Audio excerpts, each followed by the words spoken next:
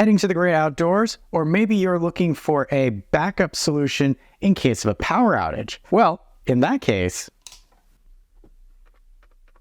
the Anker 548 has you covered, as long as you know what you're getting yourself into. I'm Wanderer 001, let's get into it. And that is a backup LiPo-powered lantern that also happens to be able to charge things.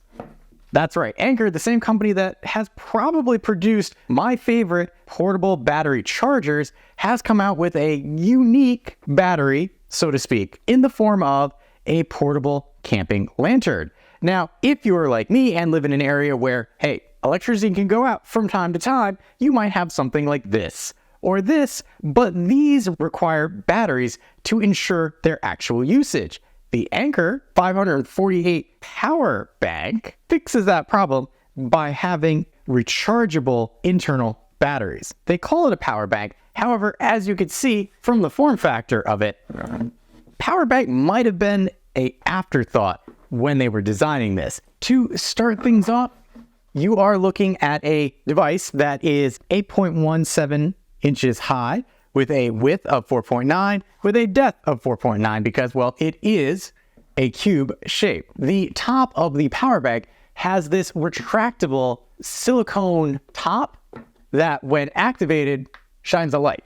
And there are 3 stages to this light. It is a 3-watt LED lamp inside, and if you keep it on its lowest setting, you can actually produce light from this for up to 42 hours on a full battery charge. Some things I'd like to point out so that you know that this was actually a lantern that they turned into a battery pack are things like this. A big button right there for SOS, like a dedicated SOS button. It seems a little odd to have that in place, but there it is. Also, you have what I've seen other reviewers show, which are these emergency glow strips so that you can find them. Well, this is a black light, and if I shine it over this, it'll charge that up. Turn off one of my spots, you can see kind of glows. There's one on each side. If I bring this here, there you go, it glows. But no other reviewer that I've seen actually review this shows this, and that is there are actually more glow-in-the-dark spots,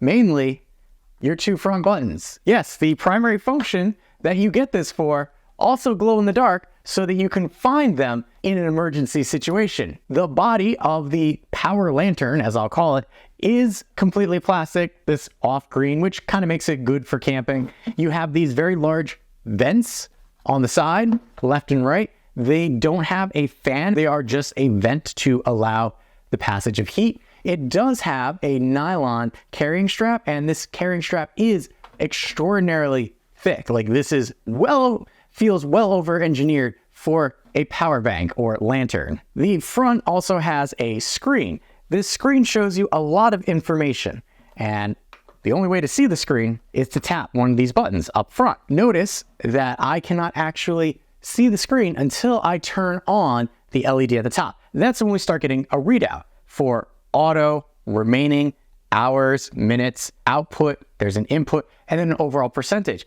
This right here, this is for a ambient light sensor. This auto, which if you press and hold this for 5 seconds, will toggle the auto on and off, will allow you to use this as a safety lamp, meaning if you have it completely charged, plugged into a wall, and the auto is on and the room is dark, that is the key. The room actually needs to be dark for this to happen. That's why there's the light sensor there. If power is lost, the lantern itself will then turn on and you can see immediately. It's an interesting feature to have on a power bank, but does make more sense on a lantern. When a room is in complete darkness and the power goes out, when it's at full, you'll get this happening when on auto mode. So it'll automatically turn the light to its lowest setting as long as the room is dark, it was at 100% power, and the cable was plugged into electricity. Once power is restored, if left in this state, the light will go off and it will resume charging itself. But again, with the screen on so you can see a little better, if power is lost, I'm simply unplugging it from the power source. Auto mode kicks in, light goes on, and there you go. Key factor is the room has to be completely dark for that to actually go off. Coming down to our ports area, you can see that you do have a solar input as well as 2 USB-C and 2 USB-As. The USB-C acts as your input as well as your solar. However, you cannot mix and match. If you do, you're still only going to get a maximum of 60 watts input, whether you're using a solar panel that can do more, or if you're using a USB-C device that can input more.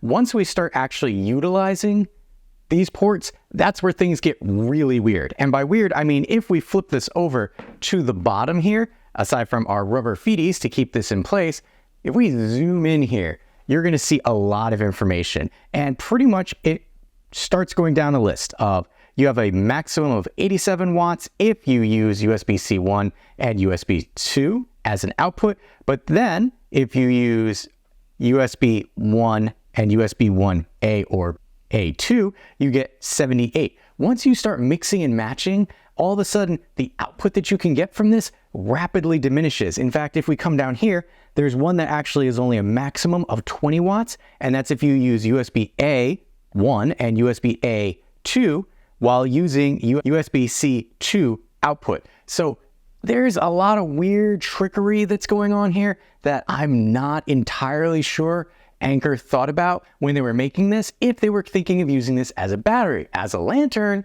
makes sense. You're not going to plug in a bunch of devices all at once that require maximum amount of draw. But if this is a power bank, then these start being a little weird. One thing, thankfully, that the Anker power bank lantern does support is pass-through charging, meaning I can charge this device while also simultaneously charging another device. As you can see here. Here I will be demonstrating pass-through charging.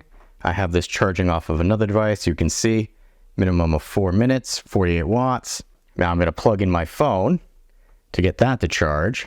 And here we can see output of 7 watts while it's still inputting a maximum of 51, 52. So pass-through charging for the Anker device there. I bet you can charge a lot of electronic devices with that, but this isn't one of their higher output generating devices. And the fact that you can charge it with solar, but only have a maximum of 60 watts in, even using solar, is a little odd. But again, if it's a lantern with the ideal usages of power outages, camping, and road trip, that makes more sense because you don't need a giant battery backup. There are other options out there for something like that.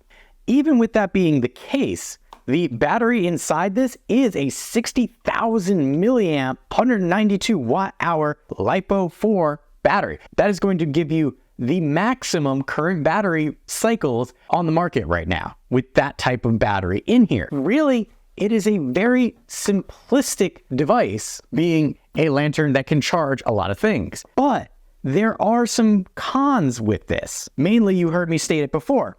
The limited power input output might not be enough for some people, especially with larger power hungry devices. Lower power devices also, I found, are not enough to keep the device on, meaning there's not enough charge coming from this to tell the battery, hey, don't turn off, I'm still charging something. The giant SOS button should have been a toggle over here to cycle through. There's no reason that I need a dedicated SOS button. Just putting it out there, even if this is an emergency camping lantern, I don't need a giant SOS button. The output only shows the total output for all the port. If you've seen other Anker devices, you can see individual readouts per port. It only shows the total, and that includes the light. You can see the light is currently outputting right there. Again, that's really reinforcing that this is primarily a lantern, not a battery charger. Coming back to our buttons, the fact that you have a single button to cycle through everything, whether that's turning on the lantern at the top,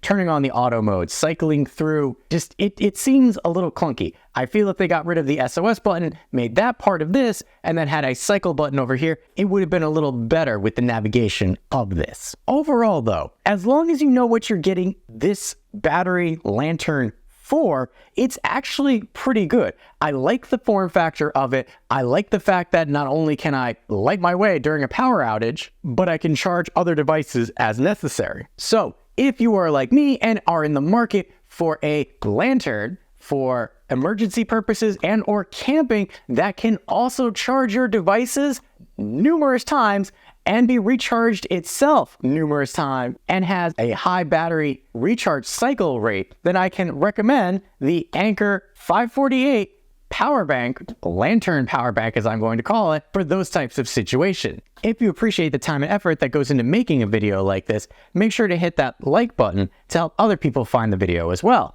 If you like what I'm doing here and want to be notified of my next review, hit that subscribe button. If you're still not sure this is the right power bank for you, I've done a lot of other reviews on other types of power banks, which you should be seeing on screen now. Hopefully these will help you make an informed decision between this and other options out there.